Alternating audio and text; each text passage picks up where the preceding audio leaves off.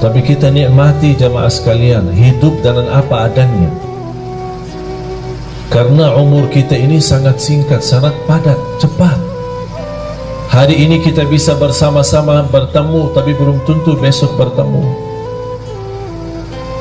Nikmati hidupmu jamaah sekalian. Jangan anda bikin diri stres. Allah tidak senang kalau kita susah. Allah tidak senang kalau kita stres. Allah tidak pernah susahin hamba. Tapi sayang sekali hamba maksa diri mau hidup susah. Jangan ada yang merasa mengapa Allah uji saya. Allah tidak pernah mau uji kita. Kalau Allah uji kita berarti Allah berikan tanda supaya kita sadar ada kesalahan. Ada salah apa? Pasti ada satu kali kita ketiduran salat subuh. Bagaimana kalau berkali-kali? Ada pernah sekali tambah kita sadar dan tambah sengaja kita nyakitin perasaan ibu. Kita lupa. Ada sebuah ucapan. Itulah manfaatnya muhasabah.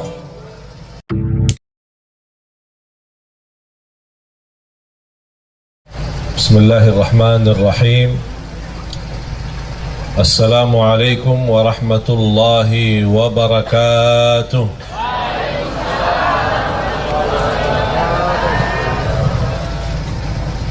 Kayaknya suara yang di depan aja yang jawab ini. Mana bu? Di belakang? Bu? Bu? Assalamualaikum warahmatullahi wabarakatuh.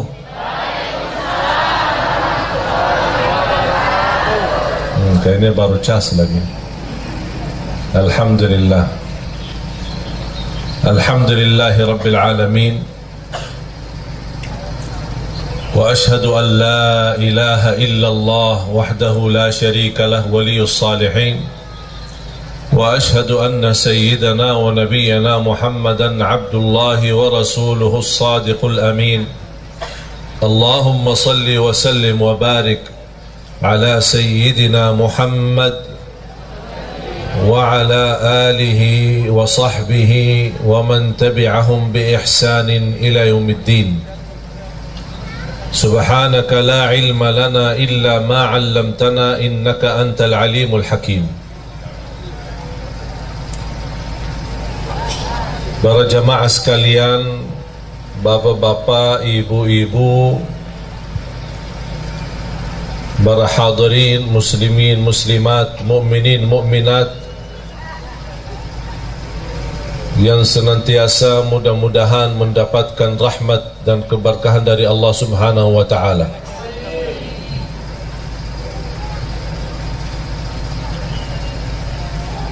أعوذ بالله من الشيطان الرجيم بسم الله الرحمن الرحيم يا أيها الذين آمنوا اتقوا الله ولتنظر نفس ما قدمت لغد واتقوا الله إن الله خبير بما تعملون ولا تكونوا كالذين نسوا الله فأنساهم أنفسهم أولئك هم الفاسقون لا يستوي أصحاب النار وأصحاب الجنة أصحاب الجنة هم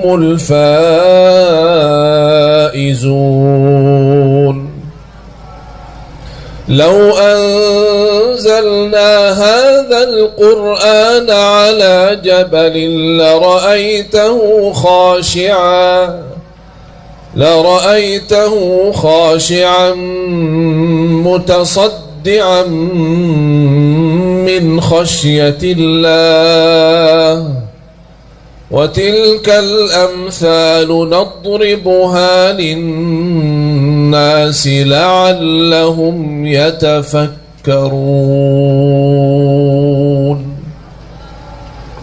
صدق الله العظيم.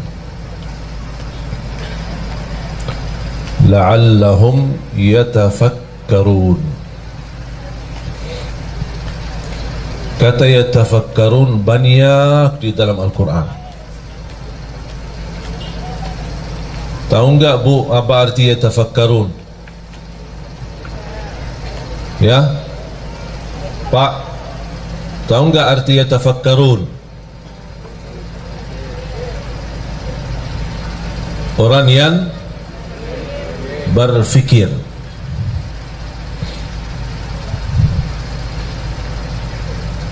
Orang yang tafakkur.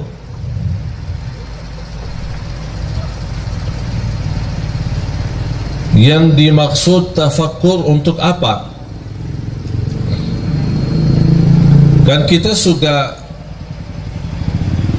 barangkali di antara kita yang berkali-kali mendengar atau membaca inna fi khalqis samawati wal ardi wa ikhtilafil laili wan nahar la ayatin li ulil albab alladzina. Apa sifat mereka ulul albab? Apa arti ulul albab? Yang mereka cerdas, akal sehat, hati bersih. Cerdas, akal sehat, hati bersih. Sifat mereka adalah alladzina yadhkuruna Allah qiyaman wa qu'udan wa ala junubihim wa yatafakkaruna. Mereka bertafakkur. Wa yatafakkaruna fi khalqis samawati wal ard. Rabbana ma khalaqta hadha batilan subhanaka faqina azaban nar. Yang membuat kita jamaah sekalian susah, galau dalam kehidupan kita, stres karena salah gunakan fikirannya, salah berfikir. Allah memerintahkan kita untuk bertafakkur, memfikirkan tanda-tanda kebesaran Allah, tanda-tanda kekuasaan Allah, tanda-tanda Allah menguasai kita, dan seluruh urusan itu bagi Allah mudah, kun fayakun.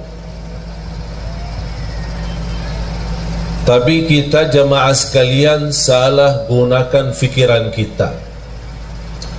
Allah perintahkan kita berfikir tanda-tanda kebesaran Allah, malah kita berfikir urusan dunia.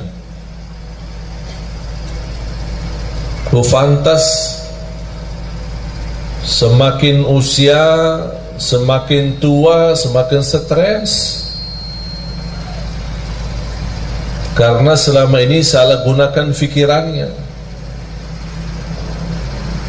Urusan dunia, urusan nafkah, urusan lain-lainnya sebenarnya tidak perlu kita berfikir.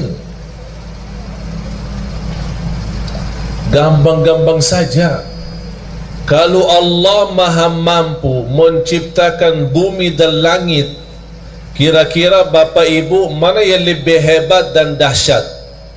Bumi, langit atau manusia? Mana yang lebih kuat? Ada yang berani berkata manusia lebih kuat daripada langit.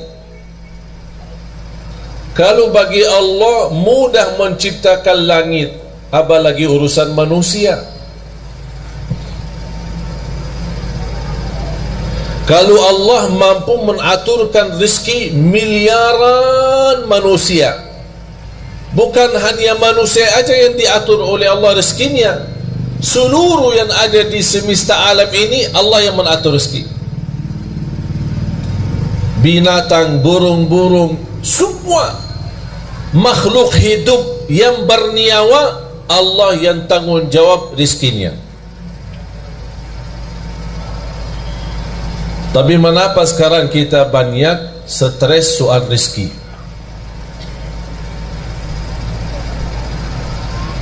Bahkan banyak di antara kita yang mengkaitkan rezeki adalah duit. Duit ada, alhamdulillah rezeki ada.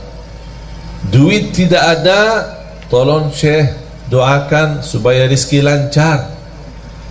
Saya tanya, mudah-mudahan sehat walafiat, dapat keturunan, bahagia, selamat. Udah? Belum. Kenapa belum? Belum doain rezeki. Kan udah. Sehat walafiat, panjang umur, bahagia, selamat, anak saleh salihah. Belum.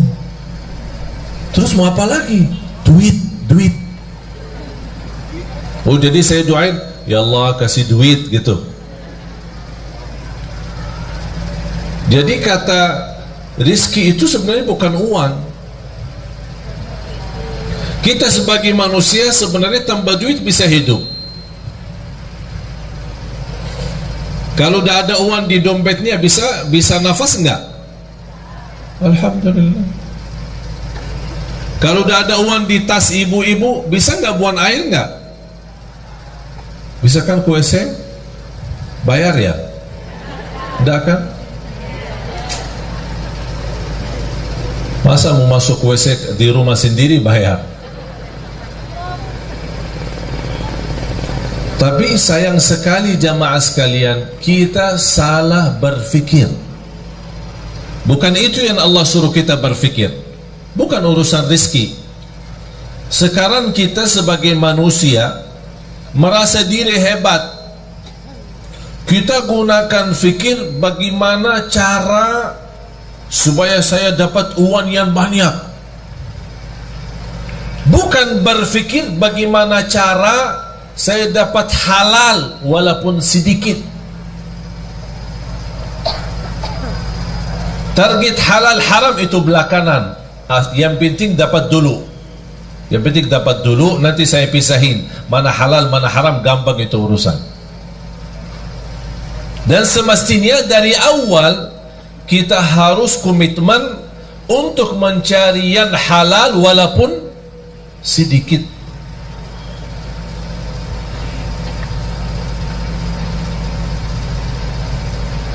Salah satu persoalan yang menjadi sayang sekali menjadi kebiasaan, saya bisa katakan sudah menjadi budaya, tradisi, kebiasaan. Apa itu? Suka pinjam duit. Saya sekarang bertanya jamaah, yang punya hutang angkat tangan. Tuh kan, bobo yang di belakang, mana angkat tangan? Yang banyak hutang, yang bukan punya hutang angkat tangan. Hutang sama bank, hutang cicilan, cicilan motor, cicilan rumah, cicilan mobil, cicilan istri. Oh, ada cicilan istri? Ada cicilan istri. Dia tidak punya duit, mau nikah, maksa-maksa pinjam. Begitu dia nikah sama istri, istri juga tidak kuat melihat hutangnya banyak, minta cerai, pisah sama istrinya. Tapi dia masih sampai sekarang bayar hutang. Itu namanya istri cicilan.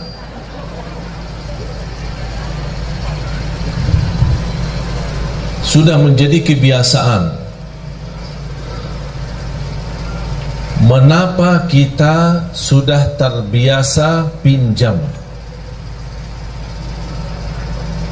Alasannya susah. Alasannya susah ya. Ya, yang pinjam alasannya susah, angkat tangan. Tidak susah kan? Terus kenapa pinjam? Yang pinjam duit alasan untuk makan sehari-hari, angkat tangan. Tidak ada. Yang pinjam alasannya untuk menambah motor. Tambahan motor ada. Sebenarnya kalau kita berfikir sebelum kita mengambil keputusan, insya Allah tidak jadi pinjam. Buat apa? Makan alhamdulillah, minum alhamdulillah, sehat alhamdulillah, bisa jalan alhamdulillah. Ada satu cerita, ada orang punya mobil mewah, pas berhenti di lampu merah, di sampingnya ada mobil cukup mewah tapi beda model, misal mobil Mercy sama BMW, bagusan mana? Sama-sama bagus ya. Orang yang bawa BMW melihat Mercy pas lampu merah, aduh, dari dulu cita-cita saya punya Mercy, tapi dapat BMW. Di samping BMW ada lagi mobil Kijang, Innova. Subhanallah, mobil BMW ini luar biasa. Kapan saya bisa punya BMW? Di samping Innova ada Avanza. Ya Allah, kalau mobil Innova terbaru beda luar biasa. Kapan ya saya bisa lapas mobil Avanza itu? Pas di samping Avanza ada orang naik motor. Ya Allah, kapan bisa punya Avanza? Yang di samping bawa motor, ada bawa sepeda. Aku udah, saya tua-tua, begal setiap hari naik sepeda. Kapan bisa punya sepeda motor biar cepat selap-selip?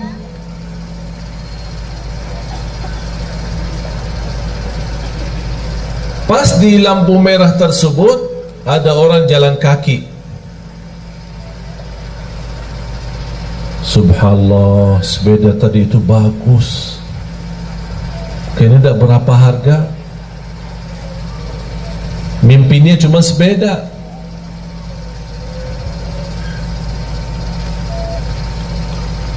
Pas orang lagi jalan,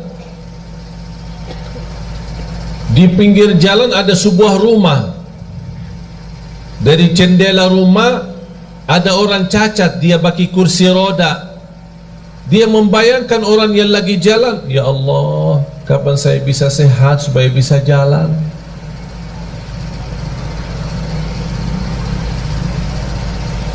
Sudah faham Bapak Ibu? Yang punya BMW minta Mercy, yang punya Innova minta BMW, yang punya Avanza minta Innova, yang punya motor minta Avanza, yang punya sepeda minta motor, yang jalan kaki minta sepeda, yang tidak jalan sama sekali karena lumpuh atau sakit atau cacat kakinya, dia minta, tidak minta apa-apa, hanya minta supaya bisa jalan. Itu menunjukkan apa jamaah sekalian? Kita kurang bersyukur.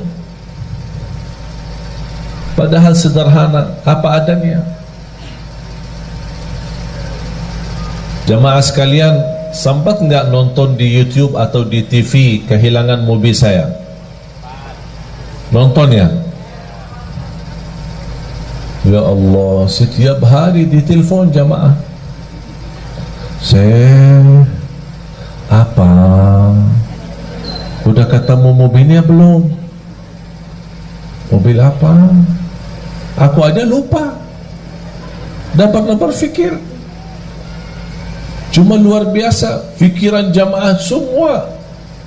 Telepon, WhatsApp, nanyain setiap hari. Pas saya tadi dari bandara ketemu orang, begitu salaman, subhanallah, saya suka nonton di TV pas hilang mobilnya. Pas hilang mobilnya. Udah bertahun-tahun di TV kok pas nonton pas hilang mobilnya. Udah ketemu mobil enggak?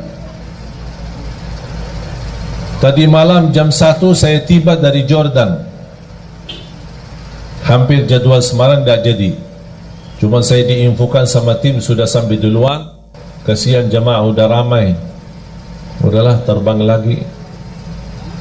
Jadi tiba jam 1 sampai rumah jam 2, terbang lagi jam 5. Udah siap-siap ke bandara. Jadi belum istirahat cukup. Tapi kita nikmati jamaah sekalian, hidup dengan apa adanya. Karena umur kita ini sangat singkat, sangat padat, cepat. Hari ini kita bisa bersama-sama bertemu, tapi belum tentu besok bertemu. Nikmati hidupmu jamaah sekalian. Jangan anda bikin diri stres. Allah tidak senang kalau kita susah. Allah tidak senang kalau kita stres. Allah tidak pernah susahin hamba. Tapi sayang sekali hamba maksa diri mau hidup susah. Jangan ada yang merasa mengapa Allah uji saya. Allah tidak pernah mau uji kita. Kalau Allah uji kita berarti Allah berikan tanda supaya kita sadar ada kesalahan. Ada salah apa?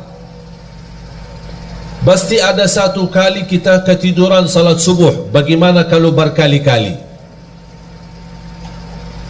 Ada pernah sekali tanpa kita sadar dan tanpa sengaja kita nyakitin perasaan ibu. Kita lupa. Ada sebuah ucapan. Itulah manfaatnya muhasabah. Saya senang ketika muhasabah sama istri kita berdua. Setiap 1 minggu 1 kali. Apa kesalahan saya selama seminggu? Dan apa kesalahan kamu selama seminggu? Tahu enggak jemaah sekalian, salah satu yang membuat saya terkejut dan kaget, disampaikan sama istri. Kadang kita ngobrol biasa bicara. Ternyata ada ucapan-ucapan yang buat sedikit tersinggung hati istri saya. Padahal saya tidak ada niat untuk menyakiti. Cuman inilah manfaatnya muhasabah yang membuat saya lain kali tidak mengucapkan kata-kata yang menyakiti perasaan istri saya. Allah tidak pernah mau membuat hamba susah. Allah memberikan semua supaya kita senang, bahagia dunia, bahagia akhirat. Allah tidak harap kita sengsara dunia. Allah tidak harap kita susah di dunia. Allah tidak harap kita diuji terus, tidak. Cuman itulah perbuatan tangan kita, kesalahan kita, kurang bersyukur. Padahal kita bisa menjadi orang yang bersyukur dengan apa adanya. Alhamdulillah tidur di rumah walaupun sederhana satu kamar jauh nikmat daripada orang tidur di bawah jembatan. Orang tidur di bawah jembatan jauh lebih nikmat daripada orang yang tidak bisa tidur harus disuntik. Pernah enggak dengar berita orang yang mau tidur disuntik? Pernah enggak? Bapak ibu kalau tidur disuntik enggak? Enggak kan? Bismillah, bismikallahumma amutu wa ahya, baca ayat al-kursi, udah tidur. Betul? Tapi ada orang yang tidak bisa tidur harus disuntik. obat supaya dia bisa tidur.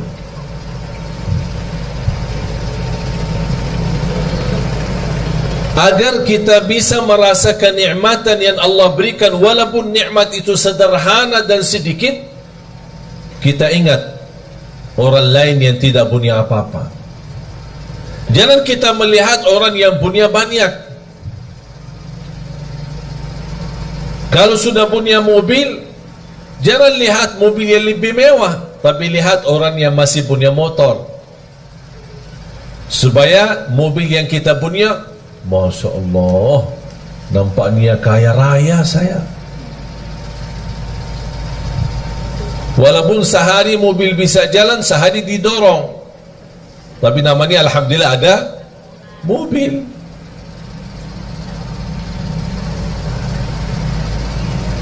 Bapak Ibu, salah satu nikmat yang kita belum sadari adalah nikmat beramal saleh. Bu, Ibu datang jauh-jauh kan? Ada yang naik mobil, ada yang naik motor, ada yang jalan kaki, ada yang angkot. Betul kan? Buat apa datang? Hah? Buat apa? Mau ngaji, mau belajar. Terus habis belajar ngapain? Diamalkan. Semestinya diamalkan. Terus selama ini ngapain? Diamalkan enggak? Ya kadang-kadang. Insya Allah diamalkan ya. Bapak Ibu datang jauh-jauh menghadiri majlis supaya sama-sama belajar, itu namanya beramal salih. Beramal itu beramal salih, tidak semua semudah bisa mengamalkan. Itu sendiri Anda bisa beramal salih karena Allah memberikan kemudahan. Ada seorang jamaah di salah satu daerah di Kalimantan Timur. Setiap hari tanya jawab, WhatsApp. Begitu dia tahu berita saya mau datang ke daerahnya, beda tempatnya dia ke masjid pas acara paling 30 menit. Dan dia sudah menyediakan diri untuk menghadiri acara.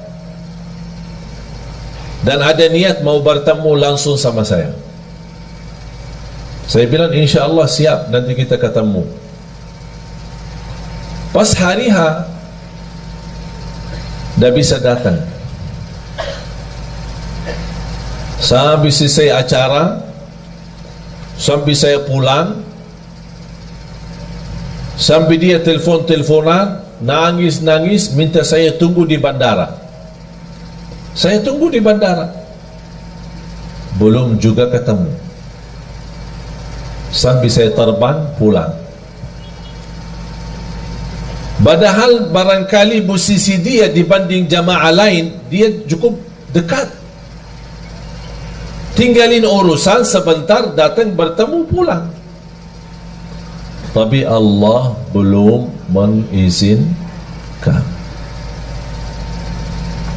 Jadi posisi Bapak Ibu menghadiri majlis ta'lim bukan soal mampu, bukan soal ada yang dekat, ada yang jauh,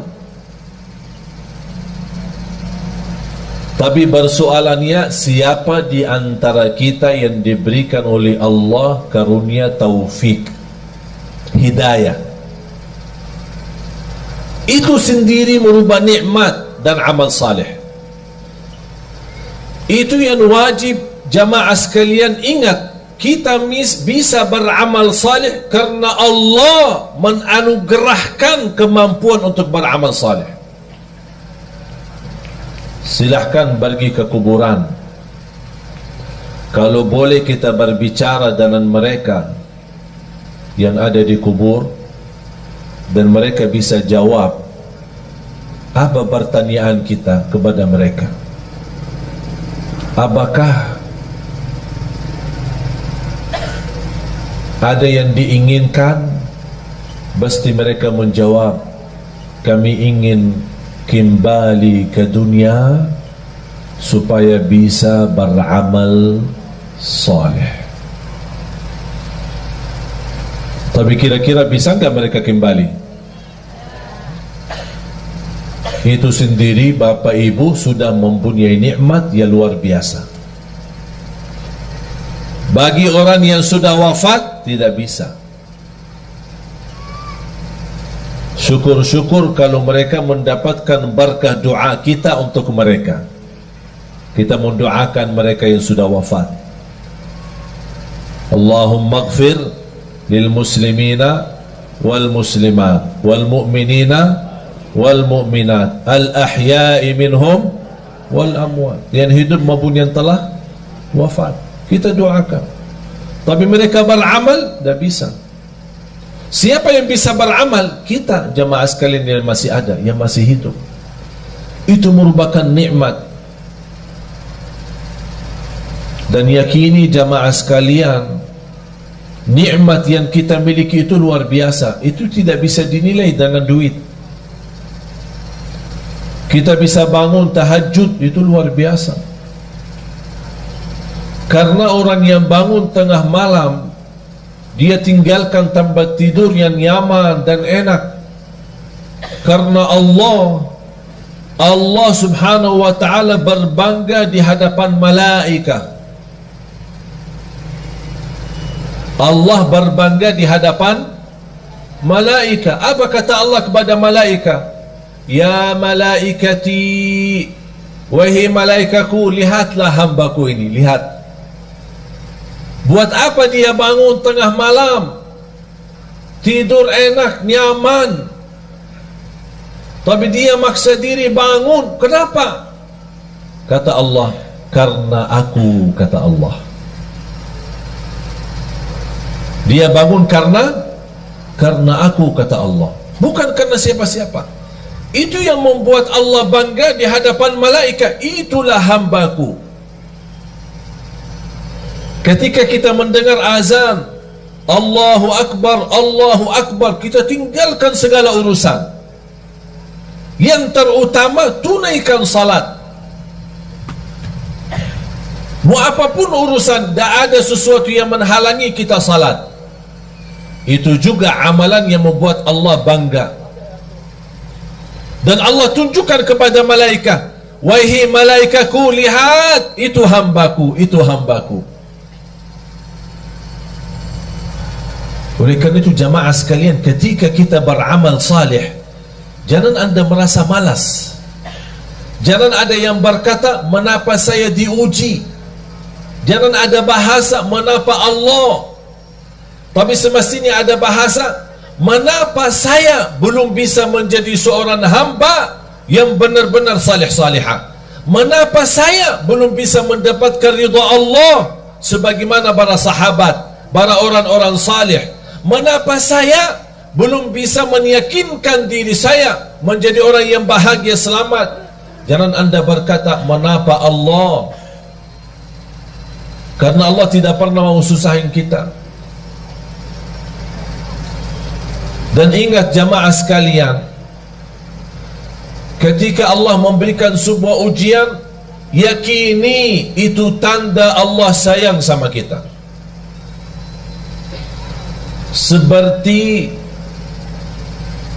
pukulan ibu kepada anak. Bu, kadang-kadang mukul anak enggak? Kadang ya.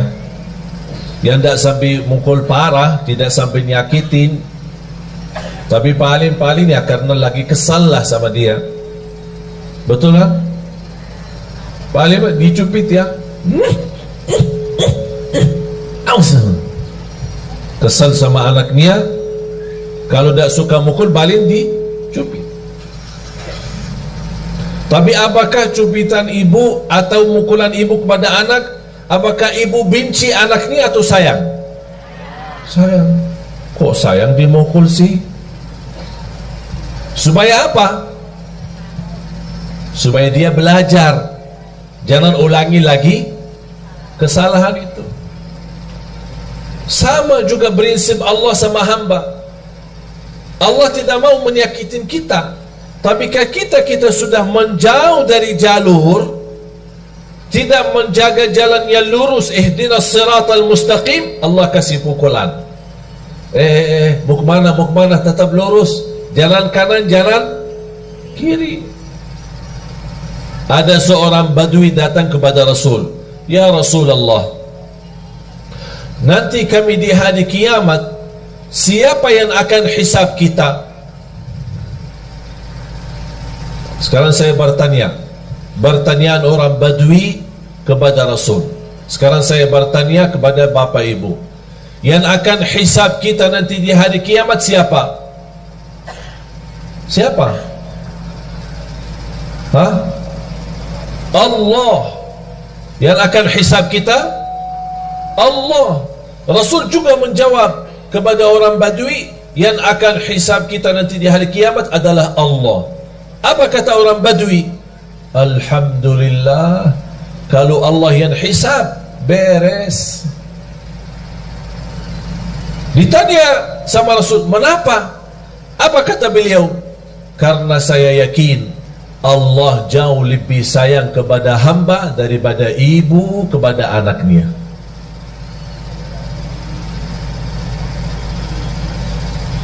Allah maha sayang. Salah satu sifat Allah Ar-Rahmanir Rahim, membagi rahmat. Para jamaah sekalian, seberapapun dosa kita, seberapapun besar dosa kita, seberapapun jumlah dosa-dosa kita, jangan sampai putus asa. Karena Allah paling gampang bagi Allah ampunan dosa. Tapi ada satu permintaan, kalau memang anda ingin Allah ampuni segala dosanya, apa tugas kita? Memohon ampun. Tapi ketika kita memohon ampun, jangan ada bahasa memohon ampun dari lisan, dari lidah, tapi hatinya masih ingin kembali dosa lagi. Itu namanya memohon ampun yang masih palsu, belum mantap.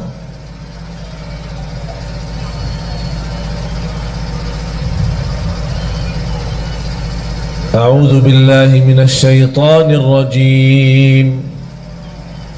Bismillahirrahmanirrahim. قل يا عبادي الذين أسرفوا على أنفسهم لا تقنطوا من رحمة الله إن الله يغفر الذنوب جميعا إنه هو الغفور الرحيم. Sadaqallahul Azim. Saya minta Bapak Ibu selepas acara masing-masing buka Al-Quran, surah Az-Zumar, surah 39, mulai dari ayat 53 sampai selesai surah. Surah Az-Zumar, surah 39 ayat 53 dan seterusnya sampai habis. Sungguh kalau kita baca, menhayati, mempelajari, mendalami, akan kita merasa malu. Mengapa merasa malu? Karena di ayat tersebut Allah menunjukkan begitu hebatnya dan dahsyatnya ampunan dosa. Paling gampang diampuni dosa. Yang belum salat, ayo sama-sama kembali dan jaga salat. Yang belum tahajud, ayo silahkan jaga tahajud. Walaupun sebelum tidur boleh. Kalau kita belum terbiasa, bangun di akhir malam. Untuk salat malam, untuk tahajud, tidak harus tidur dulu. Karena salat malam waktunya dari habis isya sampai subuh. Di awal boleh, di tengah boleh, di akhir boleh, sesuai kemampuan. Yang sudah alhamdulillah terbiasa bangun di akhir dan memang terbiasa tidur dulu baru bangun, alhamdulillah terusin. Kalau belum terbiasa atau ketakutan ketiduran, udah amankan diri sebelum tidur, laksanain salat malam. Berapa rakaat? Terserah. 2 boleh, tutup witir 1 boleh. 2 boleh, 3 witir boleh. 4 boleh, 3 witir boleh. Tidak harus 8, tidak harus 10, tidak harus 100, sesuai kemampuan. 2 salam, 2 salam, 2 salam. Sudah merasa puas, tutup 1 witir, udah selesai. Boleh 1 rakaat witir? Boleh. 3 rakaat witir? Boleh. Alhamdulillah mudah. Tak ada yang susah. Para jemaah sekalian, saya kasih amalan. Mau enggak jadi lebih baik? Beneran? Serius? Hah? Yang serius mau jadi lebih baik, angkat tangan. Oh, Masya Allah. Ini harus berdiri. Ini serius. Mau jadi lebih baik. Tapi amalan ini bersungguh-sungguh dijalani ya. Ya, di luar salat itu kita sudah sebenarnya tidak perlu bahas salat. Semestinya tidak perlu bahas salat. Karena bagi orang muslim tidak fantas kalau tidak salat.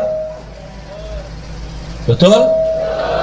Bahkan ulama menganggap orang yang tidak salat bukan muslim lagi. Apa amalannya?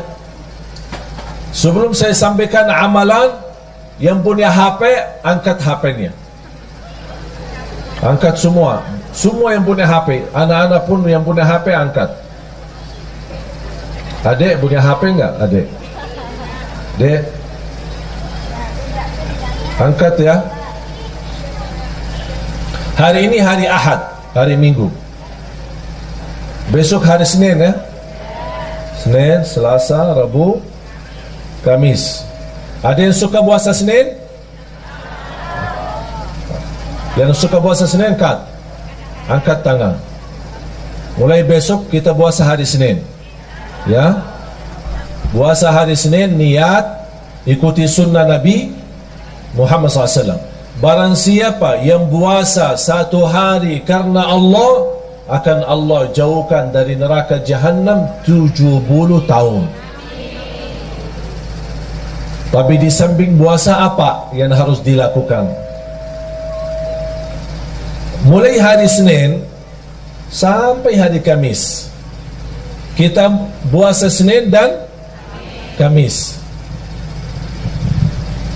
Tapi ganti daripada HP, ganti dengan tasbih.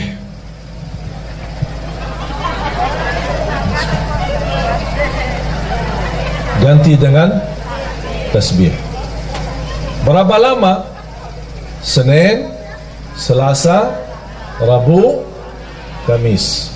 Puasa Senin tutup hari. Yang suka puasa Daud boleh hari Senin, hari Rabu, kemudian Jumat. Tapi boleh enggak saya jalanin dua-duanya? Contoh, saya suka puasa Daud, tapi saya juga ingin puasa Isnin Kamis. Jatuhnya hari Senin puasa Daud. Niatkan dua. Karena soal sunnah boleh digabung niat. Kalau saya namakan 2 in 1. Senin puasa sunnah Nabi Muhammad dan puasa Nabi Daud. Hari Selasa tidak ada. Hari Rabu puasa sunnah Nabi Daud. Hari Kamis puasa sunnah Nabi Muhammad. Kemudian hari Jumat puasa sunnah Nabi. Faham? Jadi boleh kita gabungkan dua-duanya. Tapi saya tidak minta hari ini, tapi minta besok. Berarti hari ini yang punya urusan tolong selesaikan. WhatsApp, BB, HP, apa semua selesai. SMS, mau telepon, apa. Pak, ini maaf ya, saya mulai hari besok saya tidak bisa dihubungi ya. InsyaAllah kita Jumat bertemu ya. Ganti HP dengan tasbih. Itu amalan. Siap gak? Hah? Tadi katanya serius. Kau sekarang jangan siap? Hah? Mana? Siap gak ya? Wallahi, demi Allah jemaah sekalian bakal nikmat.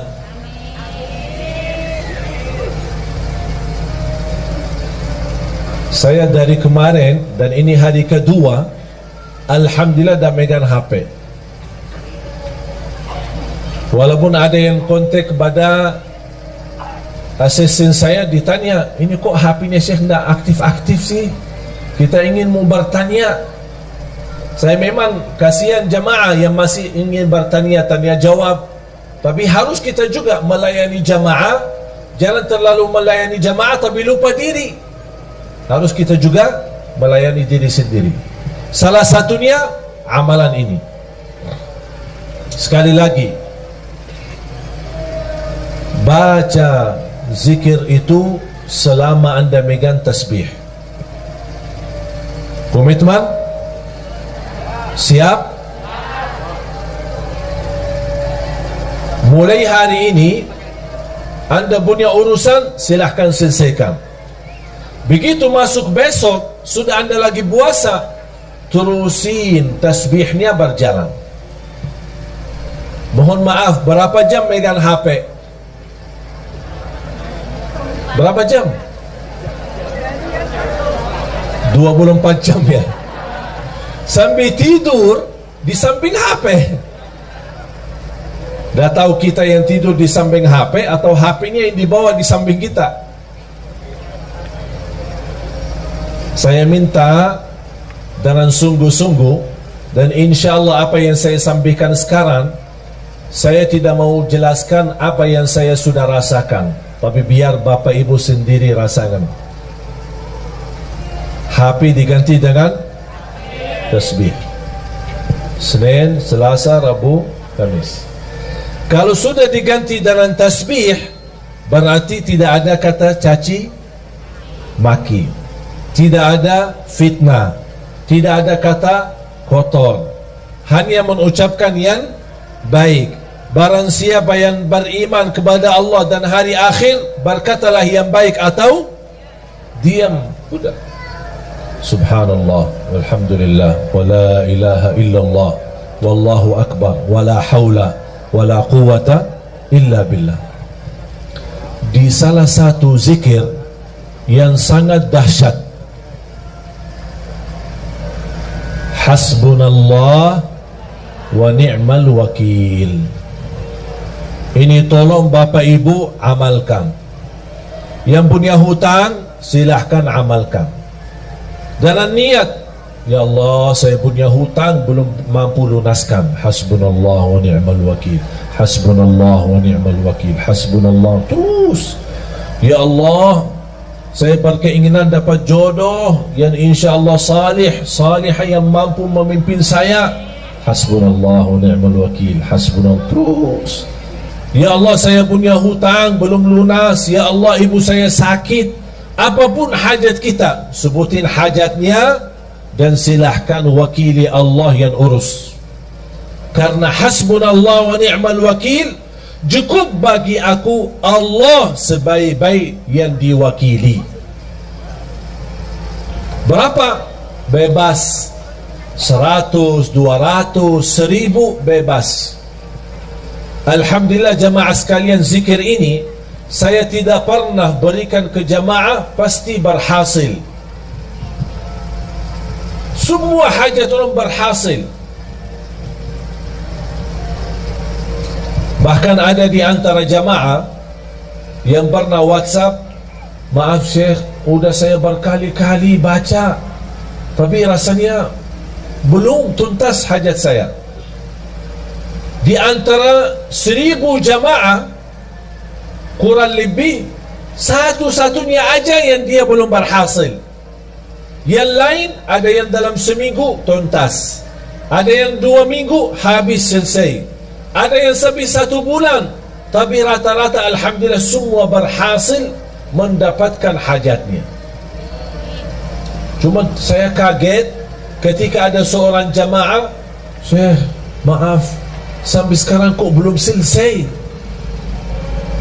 Saya berkata, tak mungkin tak selesai. Tidak boleh, harus selesai. Kamu jujur tak selesai? Benar, sampai sekarang belum tuntas. Kamu ada masalah. Pasti ada masalah. Karena zikir ini sangat dahsyat. Tidak mungkin hajat kita tidak tuntas. Saya mulai bertanya, bagaimana hubungan kamu sama orang tua? Alhamdulillah baik. Sudah berkeluarga? Berkeluarga. Sama istri, sama anak? Alhamdulillah lancar. Suka puasa? Alhamdulillah suka puasa, malah dia puasa Nabi Daud.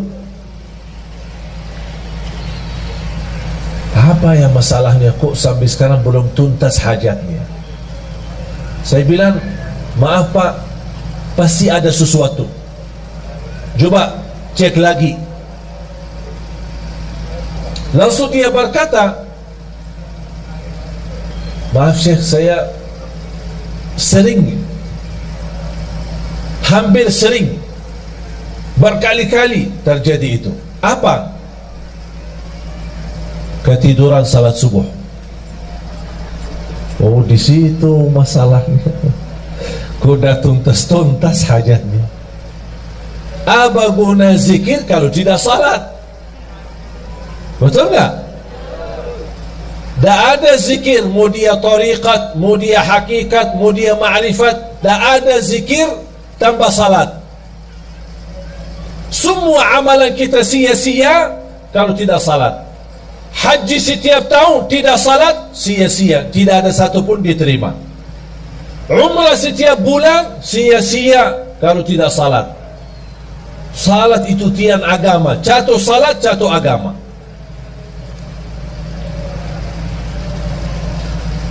Bapak Ibu, walaupun saya merasa beban dan berat untuk tinggalin HP, tapi tak apa-apa. Kita karena Allah dan untuk merubah diri lebih baik, hanya 3 hari. Senin, Selasa, Rabu, tuntas, Kamis selesai. Apalagi kalau kita sedang puasa. Yang sudah siap, angkat tangan. Yang siap, angkat tangan. Mau berfikir dulu ya. Ada yang nampaknya kayaknya mau berfikir dulu. Gimana? Ini rasanya HP kok tidak bisa ditinggal. Syekh, ada enggak amalan lain? Tapi jangan tinggalin HP. Berat. Tapi mengapa saya nawarkan kepada Bapak Ibu amalan ini? Karena apa yang telah saya nikmati dan rasakan, saya ingin Bapak Ibu juga nikmati dan rasakan. Saya tidak mau cerita, tapi biar Bapak Ibu sendiri yang mengalaminya, biar Bapak Ibu sendiri yang merasakannya. Tolong, kalau boleh saya memohon, boleh nggak saya mohon? Boleh ya? Saya mohon dengan hormat, saya mohon dengan rasa cinta saya kepada Bapak Ibu, tolong mulai hari Senin off HP-nya, dikuburkan sementara. InsyaAllah nanti pas habis maghrib hari Kamis baru boleh aktif. Kalau bisa ini, saya tidak minta seumur hidupnya begitu, tidak. Sekali-kali boleh. Kalau bisa setiap bulan ada 3 hari kita jauh dari HP. Wallahi Bapak Ibu nikmat. Karena mohon maaf, gara-gara HP itu membuat kita banyak stres. Kita aja menjaga diri dari dosa, mau tidak mau terlanjur dosa gara-gara HP. Komunikasi, ada kata-kata, ada foto, ada gambar, ada video, macam-macam. Apalagi dalam kondisi sekarang. Sekarang HP aplikasinya bisa Twitter, bisa Facebook, bisa WhatsApp, bisa BB, bisa semua. Semua syaitan ada di HP. Berapa syaitan? Bahagia seorang yang bisa menjadikan HP itu salah satu yang bisa digunakan amal saleh, mendekatkan diri kepada Allah melalui HP. Bisa menjawab jamaah, pertanyaan, bisa melayani jamaah, bisa menyampaikan hikmah, nasihat. Siap Bapak Ibu? Hasbunallah wa ni'mal wakil. Khususnya pemuda-pemuda ini. Nampaknya berat ini. Mau 1 jam aja jauh dari HP. Yang aku heran, saking kita asik sama HP, pas sudah habis baterai sambil dicas masih megang HP. Mau tidur, yang terakhir kita bertemu sama HP. Begitu melek mata bangun, yang pertama dilihat HP. Astaghfirullahalazim. Mohon maaf, menurut saya itu keterlaluan, berlebih-lebihan. Itu kita tidak sadar. Tapi silahkan Bapak Ibu, silahkan coba. Apalagi saya hari ini, kalau saya mau komunikasi sama istri, ada perlu, ada apa, pakai HP yang pendamping saya. Ada orang pendamping saya pakai HP-nya. Istri, udah gimana? Ini nanti saya pulang ya, selesai. Dah pakai HP saya lagi. Bertahan hanya 3 hari. Memang mohon maaf, urusan HP banyak kita urus. Ada urusan keluarga, ada urusan kerjaan, saya maklum.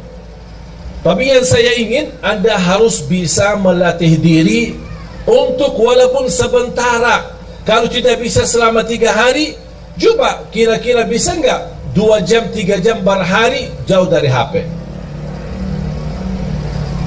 Tapi diganti dengan hal yang lebih baik. Apa? Tasbih, zikir, istighfar, salawat kepada Nabi Muhammad SAW, baca Al-Quran, baca Al-Quran. Dan salah satu amalan yang saya sampaikan itu, selain yang saya tadi sampaikan, adalah baca suratul Baqarah. Rutin baca surat Al-Baqarah. Rasulullah sallallahu alaihi wasallam bersabda di hadis yang sahih, "Alaikum bi suratil Baqarah fa inna akhdaha barakah wa tarkaha hasra wa la tastati'uha al-batalah." Rasulullah bersabda kepada kita semua sebagai umatnya, berbanyak baca suratul Baqarah. Karena sungguh barang siapa yang membaca suratul Baqarah, dia dapat diberikan oleh Allah keberkahan. dijauhkan oleh Allah dari godaan, termasuk godaan jin, syaitan maupun kejahatan sihir. Itu semua melalui suratul Baqarah. Ada yang bertanya, maaf Syekh, suratul Baqarah panjang, 286 ayat, apakah harus dalam sehari kita habiskan? Tidak harus setiap hari, sesuai kemampuan. Hari ini berapa, besok lanjut, besok lanjut, besok lanjut sampai selesai. Begitu selesai, ulang lagi suratul Baqarah. Yang belum bisa tuntas baca dengan benar, atau belum begitu fasih, atau berbata-bata, boleh sambil baca dengar dari CD murattal, CD murattal, atau dari HP yang simpan isinya Al-Quran, yang bisa disetel, bisa dengar, ya sambil baca dengar suratul Baqarah. Ini termasuk salah satu amalan yang amat dahsyat. Subhanallah, ibu saya setiap hari rutin baca suratul Baqarah. Setiap hari. Sudah berapa lama? Hampir 20 tahun. Dah pernah tinggalkan suratul Baqarah. Kalau tidak sempat di rumah, dia baca di mobil. Bahkan kemarin dia temani saya di Jordan, sambil kita jalan lagi syuting acara Kultum yang insyaAllah nanti ditayangkan di bulan suci Ramadan. Mohon doanya nanti di RCTI. Sambil saya jalan-jalan sama ibu sendiri sambil megang HP baca suratul Baqarah. Setiap hari dia sudah komitmen selesai suratul Baqarah setiap hari sekali. Saya tidak minta bapak ibu setiap hari sekali, sesuai kemampuan. Setengah juz boleh, kalau bisa 1 juz boleh, kalau tidak bisa 1 juz hanya berapa halaman, tak apa-apa. Halaman ini besok lanjut sampai selesai. Begitu selesai ulang lagi. Karena suratul Baqarah luar biasa dahsyat. Bukan hanya untuk keberkahan, bahkan untuk penyembuhan dari penyakit. Ada yang merasa gelisah, susah hati, susah fikiran, susah rezeki, merasa tidak nyaman, baca suratul Baqarah rutin, karena keberkahannya luar biasa. Jamaah sekalian dimuliakan Allah Subhanahu wa taala, zikir dan baca Al-Quran memang itu sebenarnya menjadi salah satu ibadah yang hampir sangat jarang kita laksanakan. Apalagi yang saya minta memberikan amalan ini, mengapa? Karena kita mempersiapkan diri, tidak lama lagi kita menyambut sama-sama bulan suci Ramadan. Bapak Ibu, kalau anda bisa terlatih untuk tinggalin HP, insya Allah begitu anda menyambut bulan Ramadan, insya Allah anda mampu tinggalkan HP-nya selama Ramadan. Dan itu bukan sesuatu yang susah, sangat mudah, tapi kembali kepada diri kita. Inna Allah la yughayyiru ma biqawmin hatta yughayyiru ma bi anfusihim. Allah tidak akan merubah satu kaum, tidak merubah nasib satu kaum, tidak merubah kebahagiaan satu kaum, kecuali mereka merubah diri sendiri. Komitmen Bapak Ibu sudah niat, yakin, insya Allah siap. Saya doakan. Al-Fatihah.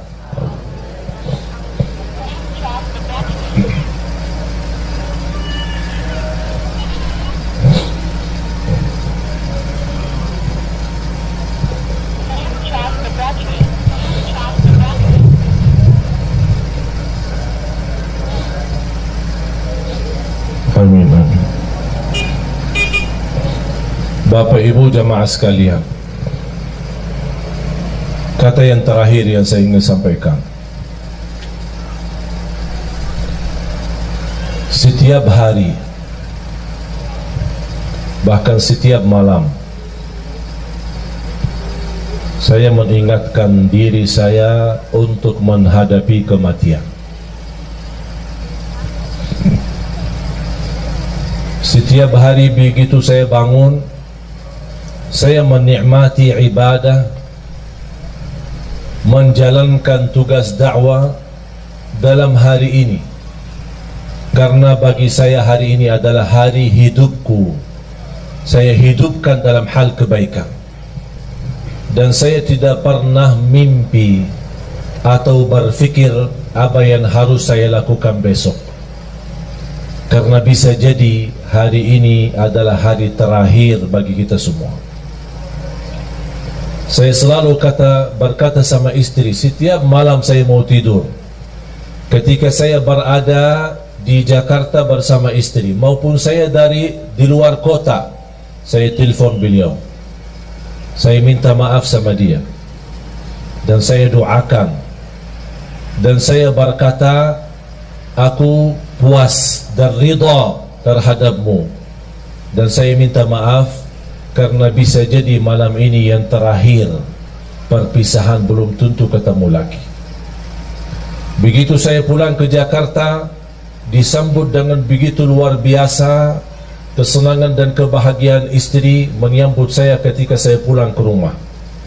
Dan di situ juga malam harinya saya juga sampaikan dengan ucapan-ucapan di telinga istri saya sampaikan, istriku, saya minta maaf karena belum tentu ketemu kamu besok. Bisa jadi malam ini malam perpisahan. Kalau saya meninggal, tolong doakan saya. Itu menjadi kebiasaan rutin. Saya selalu menyampaikan kepada diri saya, kepada istri saya.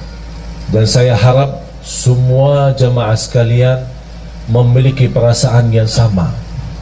Nikmati hidupmu hari ini, jangan fikirkan hari besok, karena belum tentu hidup sampai besok. Kalau kita hidup besok, alhamdulillah, semangat lagi, terus berjuang di dunia, cari nafkah yang halal, bahagiakan orang tua, bahagiakan keluarga, beribadah semaksimalnya, salat 5 waktu, baca Al-Quran, bersedekah, dan seterusnya amal-amal saleh lainnya. Kalau kita masih ada umur, alhamdulillah masih dalam keadaan kebaikan. Kalau tidak ada umur lagi, kita tidak akan sedih, karena alhamdulillah kita sudah berbuat semampu kita yang terbaik. La yukallifullahu nafsan illa wus'aha. Allah tidak minta yang berat, Allah tidak minta yang susah, Allah tidak minta yang banyak, tapi Allah minta yang istiqamah walaupun sedikit. Ada komitmen, ada rasa cinta kalau kita beribadah. Nikmati hidupmu hari ini, agar Allah nanti akhiri hayat kita dengan husnul khatimah. Jangan fikirkan besok, jangan minta rizki besok, jangan minta urusan besok, karena belum tentu hidup besok. Faham? Ini tolong menjadi pesan saya untuk semua jamaah. Sambil saya sudah menjadi kebiasaan, saya ingatkan diri saya dan istri saya. Jujur saja jamaah sekalian, hampir setiap malam saya merasakan diri saya mimpi di dalam kubur.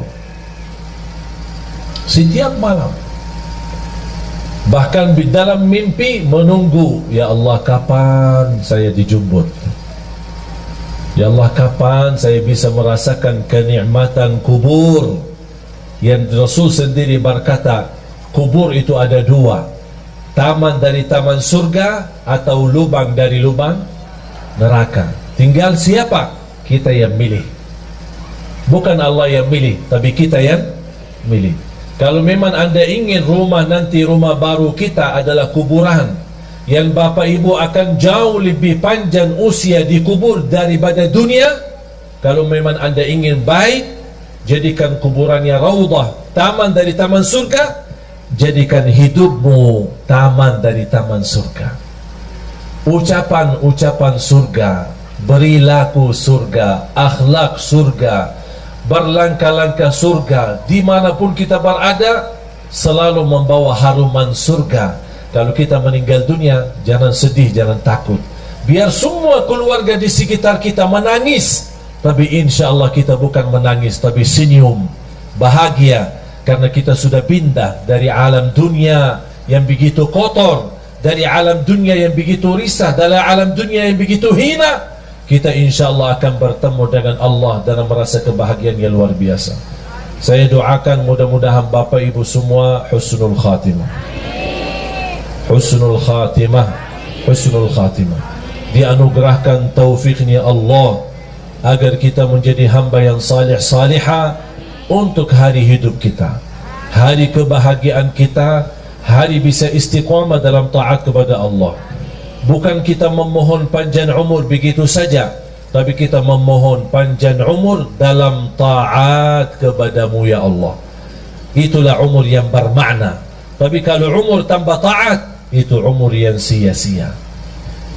Mari kita sama-sama berdoa.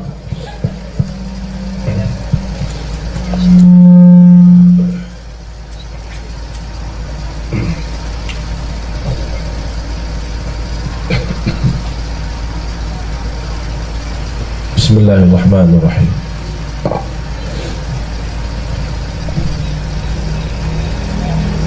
Alhamdulillahi Rabbil Alamin.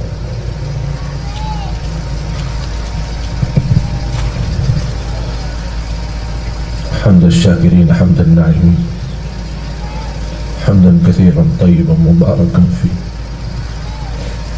مباركا عليه كما يحب ربنا ويرضى.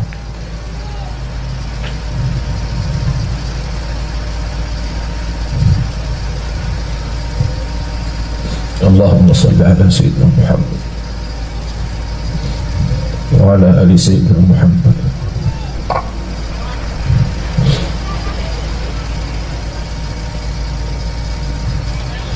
اللهم يا الله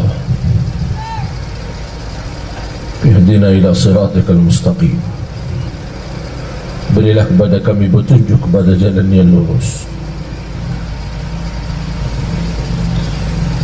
Ya Allah, berikan kepada kami umur yang sihat wal afiat, istiqamah dalam taat kepadamu ya Allah.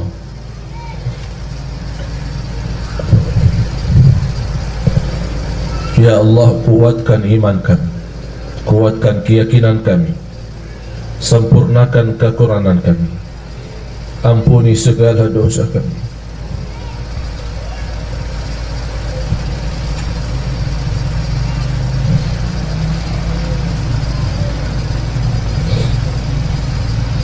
Ampuni segala dosa kami.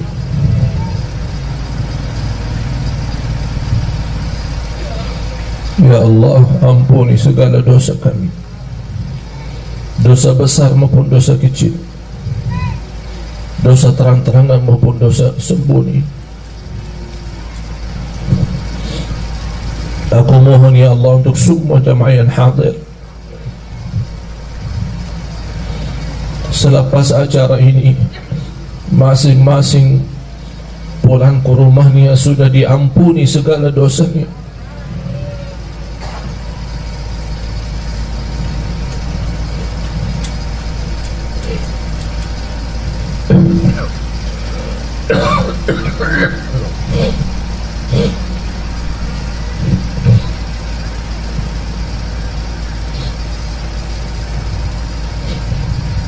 Berikan kepada kami hidayah,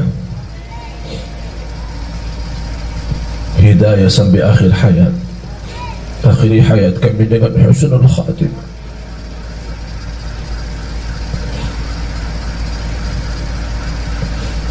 Ya Allah, kami harap dijemput di saat kami sedang melakukan kebaikan dan amal salih. Berikan kepada kami keluarga sakinah mawaddah rahmah. Jadikan keturunan kami anak dan cucu salih salihah, anak berhafal Al-Quran. Jadikan kami semua ahlul Quran, para pencinta Al-Quran. Jadikan kami serta keluarga kami berakhlak-akhlakul Quran birahmatika ya arhamar rahimin. Atas izinmu ya Allah, kami sama-sama berkumpul bersama jamaah di majlis ini ya Allah. Berilah kepada kami kemuliaan, sama-sama jumpa lagi di dalam surgamu ya Allah bersama Nabi Muhammad.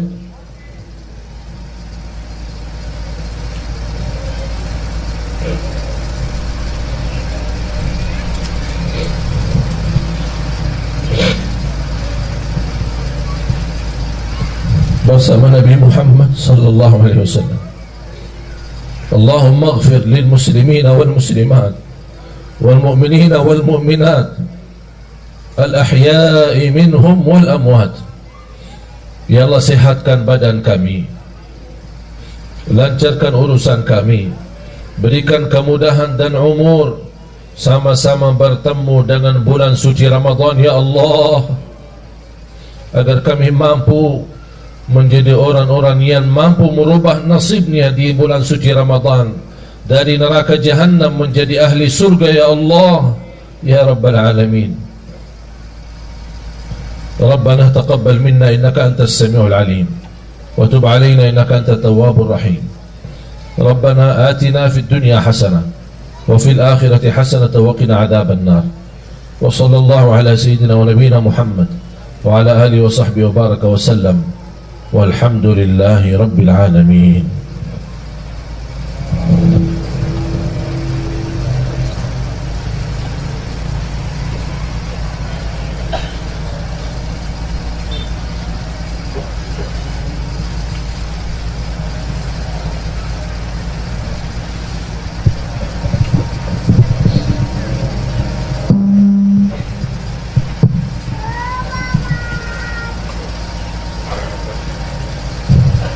Terima kasih atas perhatiannya. Mudah-mudahan silaturahim kita menjadi amal salih untuk kita bersama. Mohon doanya, mudah-mudahan segala perjuangan kita bersama di dakwah ini diterima di sisi Allah Subhanahu wa taala. Kurang lebihnya mohon maaf. Subhanakallahumma wa bihamdika asyhadu an la ilaha illa anta astaghfiruka wa atubu ilaik. Wassalamualaikum warahmatullahi wabarakatuh. Assalamualaikum warahmatullahi wabarakatuh.